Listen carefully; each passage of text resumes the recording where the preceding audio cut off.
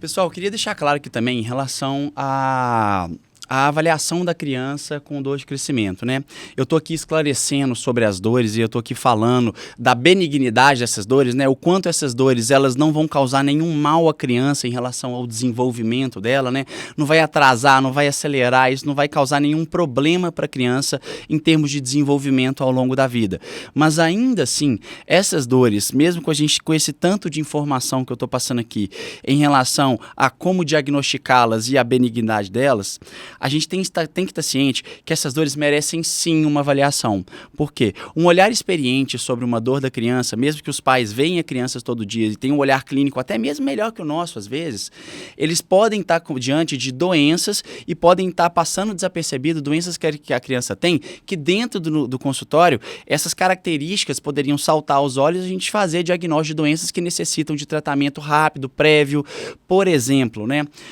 As principais doenças que a gente tem que fazer diagnóstico diferencial com as dores de crescimento, existem outras doenças benignas, como as osteocondrites, que a gente chama de osteocondrite de Osgood-Schlatter, osteocondrite de Sever, estou falando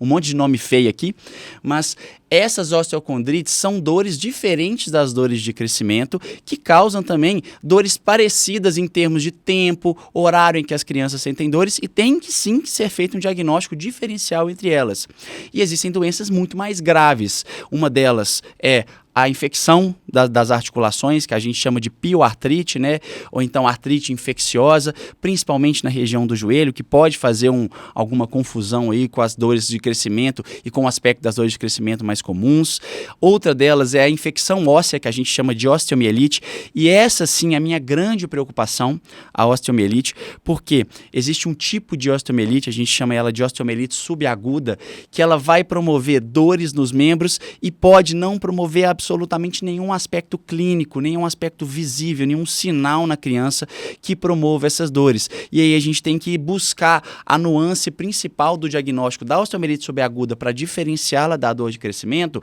lá dentro do consultório e também fazendo um acompanhamento da criança. E aí é por isso que, por exemplo, recebo uma criança com dores de crescimento no consultório, eu já não vou fazer uma liberação, fazer uma avaliação e falar, ó, a gente tem aqui uma certeza que a gente está com dor de crescimento, vocês não precisam mais de voltar, e a gente não necessita mais de avaliação. É importante reavaliações sim, porque a gente pode estar diante dessas dores em que são associadas a outras doenças e que podem estar nos confundindo e a gente crente que está com um quadro de dor de crescimento ali. E isso é o que eu recebo comumente, por exemplo, nos hospitais, quando a criança apresenta um longo período de dores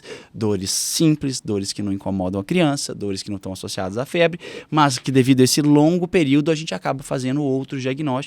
e um deles, o mais temido deles, a osteomielite, e no mais parecido com a dor de crescimento, a osteomielite subaguda.